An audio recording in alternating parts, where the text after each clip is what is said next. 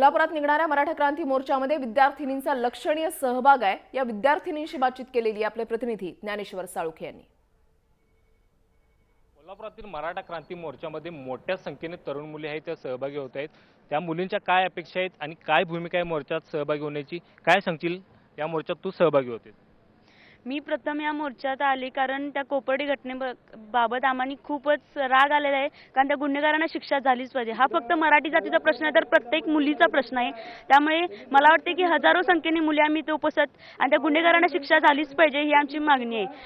सर्व जातींना समानच वागणूक मिळाली पाहिजे, मराठा समाजाला हे आरक्षण मिळालं पाहिजे। मी म्हणते म्हणून आमच्या जातीला कमी आणि दुसऱ्या जातीला जास्त असं पण मला वाटत नाही। सगळ्यांना समान वागणूक मिळेल, सगळ्यांच्या बुद्धीनेच त्यांनी पुढे जावं असं मला वाटतं। आरक्षणामध्ये सहभागी झाले कारण मराठ्यांना शिक्षणासाठी कमी लेखले जाते। 95% मार्क पडूनही आम्हाला इंजिनिअरिंगसाठी 80 जणांनी 1 लाख रुपये फी भरावी लागते। आमची परिस्थिती नसताना हे आम्हाला भरणे शक्य नाही आणि NTOC वाल्यांना 10,000 40,000 भरावे लागतं। हे असं का मराठ्यांना कमी का लेखले जातं? आम्ही मराठ्यांच्या जन्माला येऊन काही मोठी चूक केली आहे का? आम्ही पण त्या मुलींसारख्या आम्हाला पण समान वागणूक दिली पाहिजे। कॅमेरामॅन अमोल धर्माधिकारी सर, ज्ञानेश्वर साळुखे, जय महाराष्ट्र, कोल्हापूर।